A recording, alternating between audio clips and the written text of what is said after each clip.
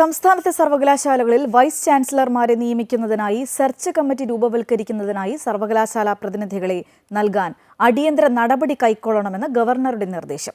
കേരള സർവകലാശാല, എംജി സർവകലാശാല, CUSAT, Kannur, Malayalam, KTU, agriculture, fisheries തുടങ്ങിയ സർവകലാശാലകളിലെ VC-മാർക്കാണ് രാജ്ഭവനിൽ നിന്ന് കത്തയച്ചത്.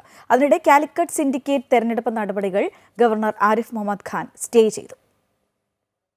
ഒരു മാസത്തിനുള്ളിൽ യോഗം വിളിച്ചു ചേർത്ത് സെർച്ച് കമ്മിറ്റിയിലേക്ക് പ്രതിനിധിയെ നൽകണമെന്നാണ് ഗവർണറുടെ അന്ത്യശാസന.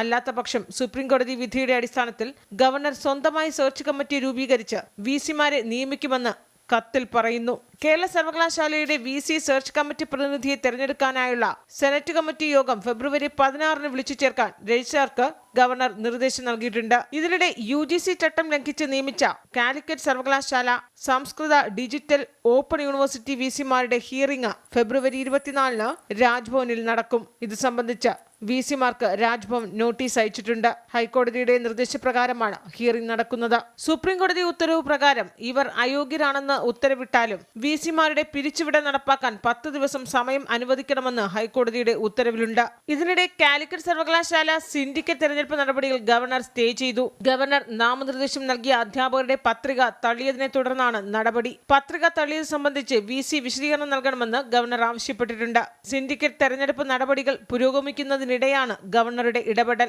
ഗവർണർ നാമനിർദ്ദേശം നൽകിയ doctor P. Raveendran, doctor TM Vasudevan എന്നിവരുടെ പത്രികയാണ് റിട്ടേണിംഗ് ഓഫീസർ കൂടിയായ രജിസ്ട്രാർ തള്ളിയത്. രണ്ടുപേരും അധ്യാപക മണ്ഡലത്തിൽ നിന്ന് ജയിച്ചു വന്നവരല്ല എന്ന് ചൂണ്ടിക്കാട്ടിയായിരുന്നു നടപടി. അമൃത ന്യൂസ്, തിരുവനന്തപുരം.